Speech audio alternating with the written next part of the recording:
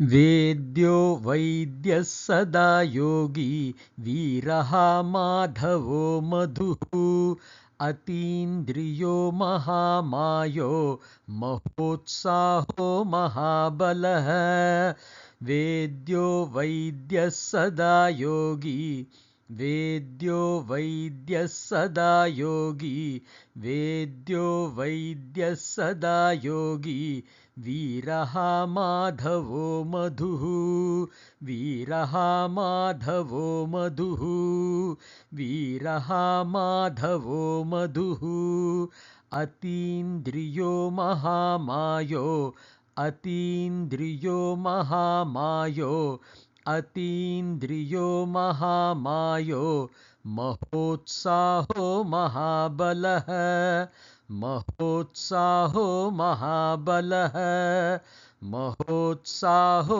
महाबलः वेद्यो वैद्यः सदा योगी वीरः माधवो मधुः अतीन्द्रियो महामायो महोत्साहो महाबलः. In this shloka number 18, we have 10 names from 163 to 172. The 163rd Nama is Vedyah. For the purpose of Pushparchana, we say Om Vedyaya Namaha. Vedyah means that which is to be known or that which we pursue to learn. Whether we realize or not, everyone desires to know or learn about God. The names may be different, but it is the quest to know about something that is much more powerful than what I see as I. Traditions define this word in 3 ways. 1. Veditum shakyah, that which can be learned, possibility. The second is Veditum Yognyah, that which is fit or suitable to be learned, eligibility. The third one, which is what Shankaracharya says, is Vedana Arhatvat, that which should be learned, the worthiness. Bhagavan qualifies in all the 3 as the concept to be learned. Hence, he is called Vedyah. The value to contemplate is that knowing Bhagavan, or the concept which I call as I, devoid of all that can be possessed, mine, belonging to, being born, you are eligible to learn it. And the knowledge of Atma, the soul, liberates you from all bondages. Definitely worthy of learning it. As a side effect, you get to learn how to learn.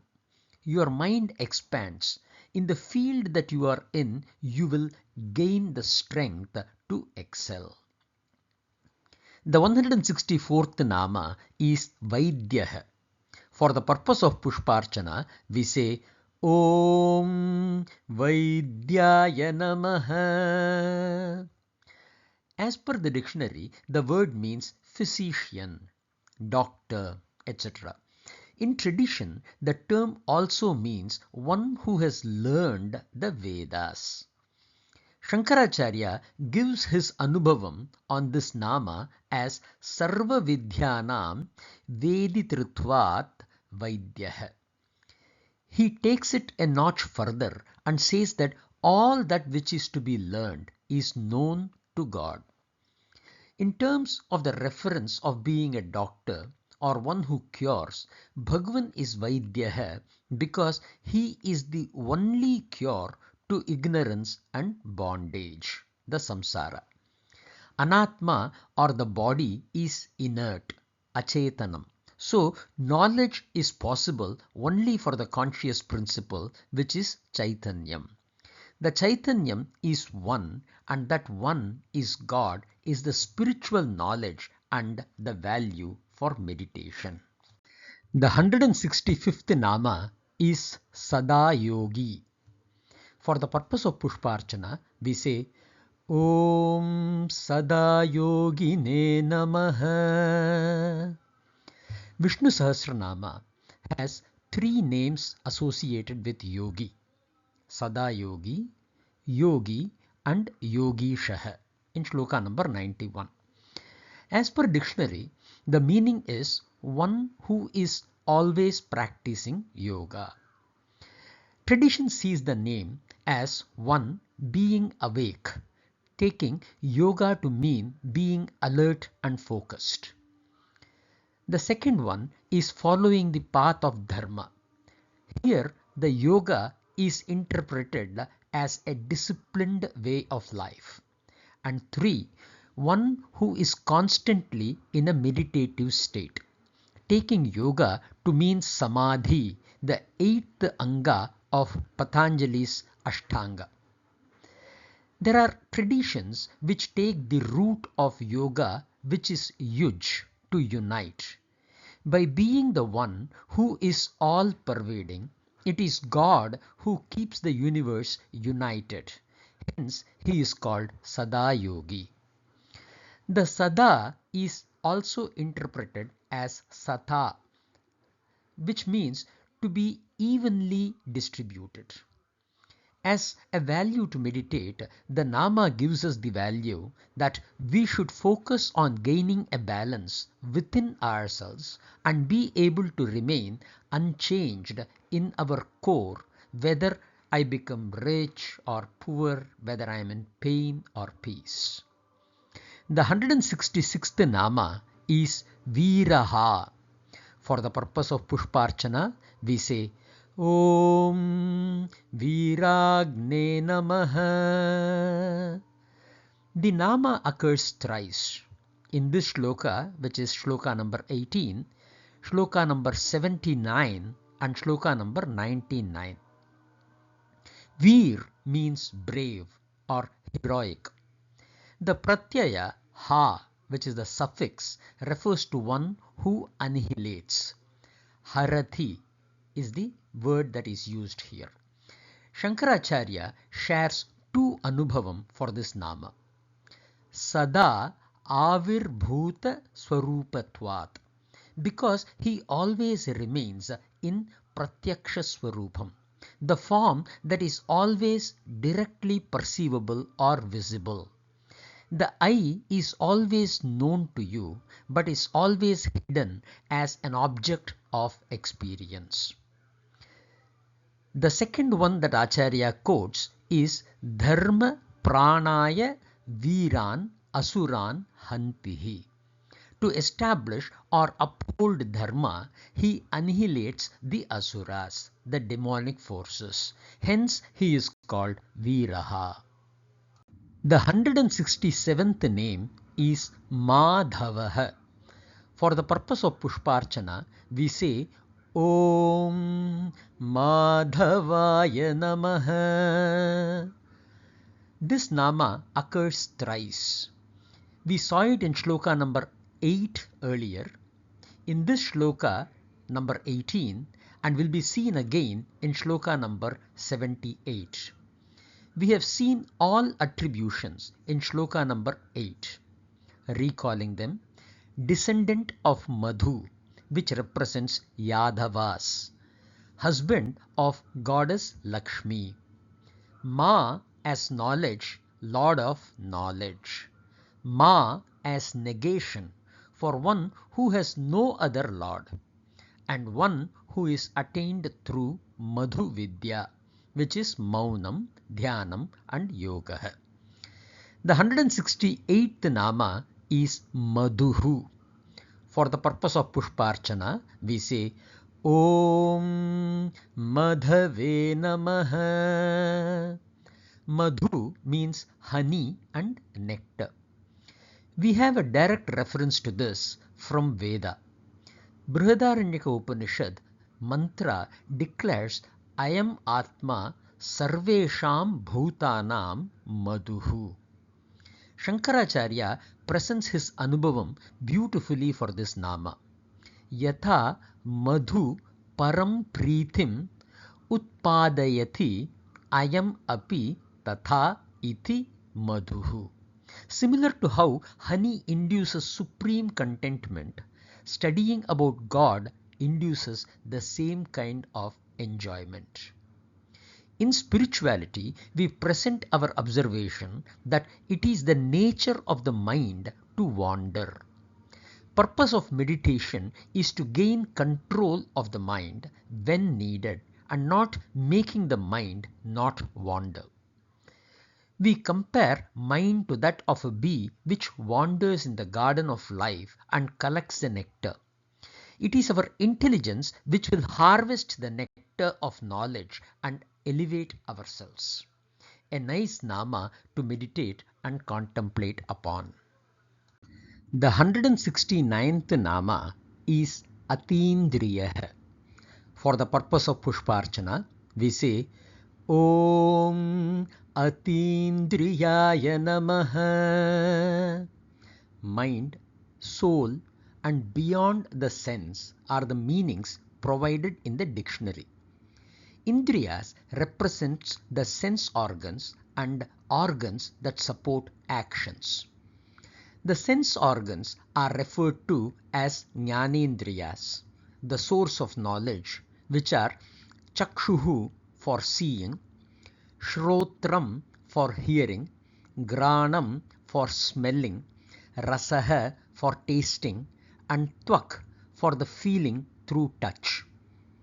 The organs that support action are called Karmendriyas, which are Vak for speech, Pani for hands, generally referred to as grasping but represents all skills, Padav for feet representing movement, Payu for excretion, and Upastha for procreation.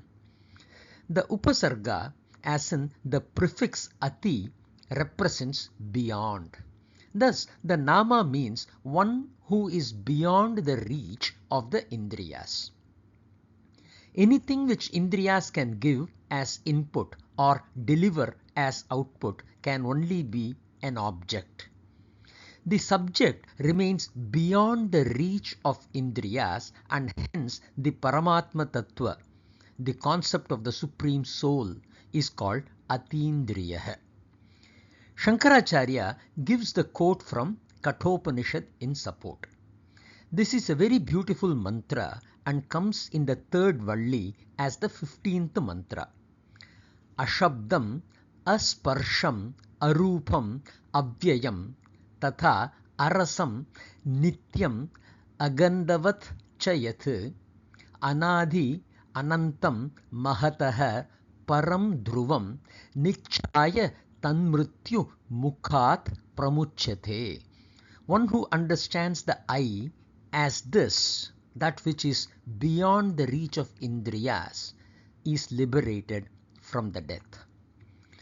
The 170th Nama is Mahamayah. For the purpose of Pushparchana, we say Om Mahamayaya Namaha. Dictionary gives the meanings unreality, phantom, jugglery, etc. In tradition, this is equated to an illusion. I know that I exist, but I cannot put a pointer to the I. Whereas the object, be it a body or a thought or a feeling, is something that I can point out to. Our ignorance is that we give the reality to the transient object and not the permanent subject.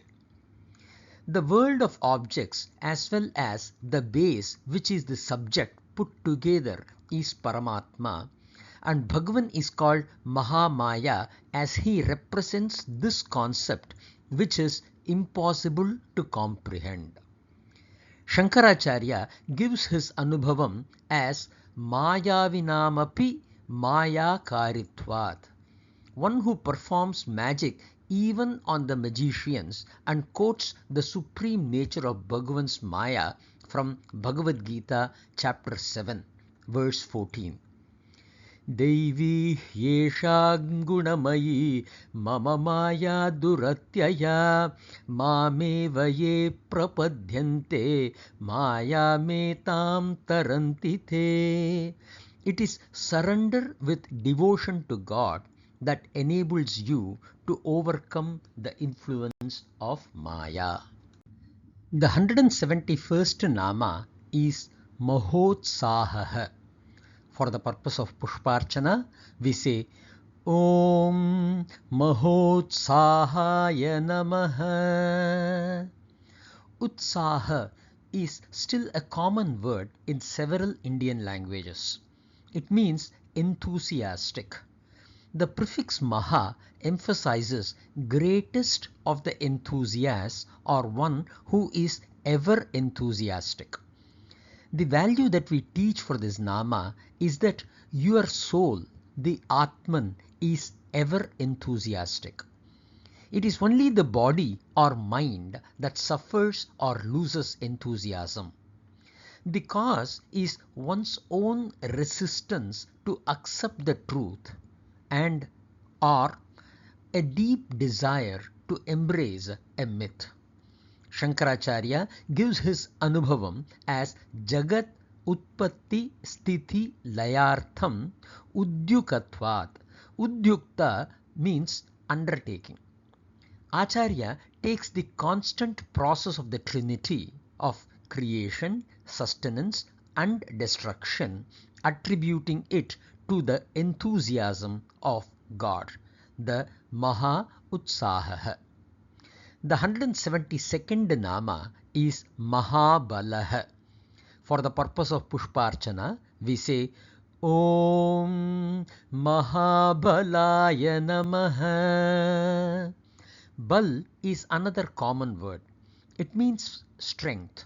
With Maha as the prefix, the value is one who is stronger than the strongest. In terms of the spiritual value, the value for meditation, the emphasis is to develop the understanding that our strength is in my contribution as a service to God. And because strength without humility can only be destructive, make yourself humble in front of the greatest strength, which is God.